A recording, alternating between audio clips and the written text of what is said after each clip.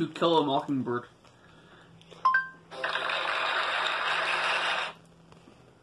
It's a audiobook, and it's going to be 6 hours.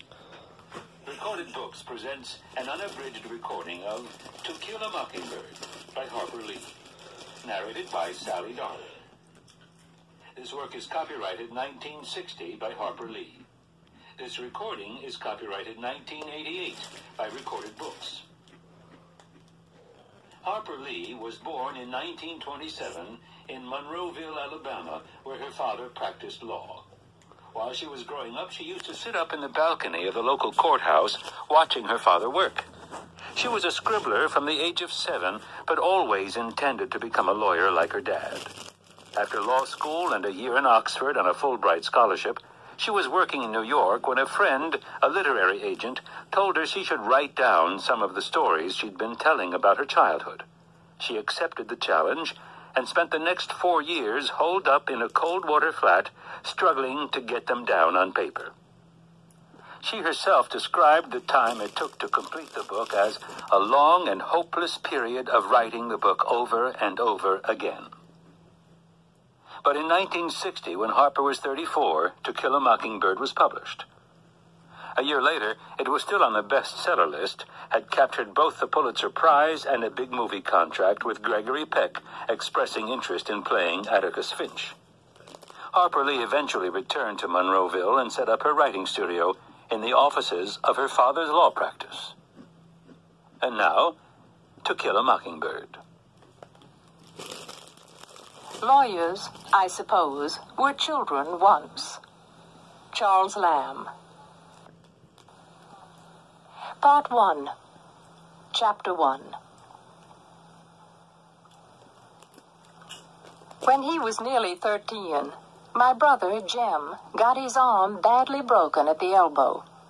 When it healed, and Jem's fears of never being able to play football were assuaged, he was seldom self-conscious about his injury.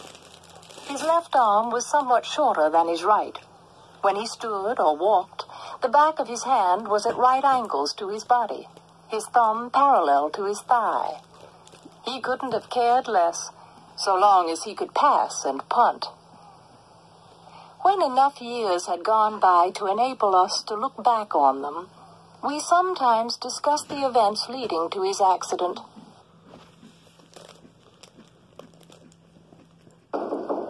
Rise and shine. Breakfast is ready in 10 minutes. And don't make me come back up there.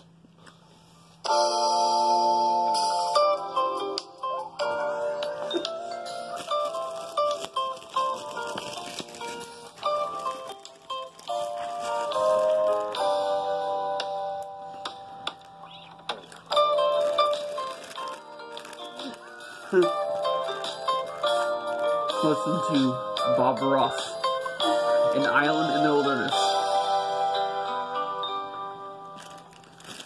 Hello, I'm Bob Ross, and I'd like to welcome you to the 29th Joy of Painting series. If this is your first time with us, allow me to extend a personal invitation for you to get your brushes and your paints and paint along with us each show. And if you've been with us before, please allow me to thank you for inviting us back for another series of painting shows. We'll use about a dozen colors of some unorthodox brushes in each show. I'll show you how to put some of nature's masterpieces right here on the canvas. So I tell you what, let's get started. Today we'll have them run all the colors across the screen right there that you need to paint along with us. While they're doing that, let me tell you what I've got going up here. Today I'm using an 18 by 24 inch double prime pre-stretched canvas, but you use whatever size you'd like.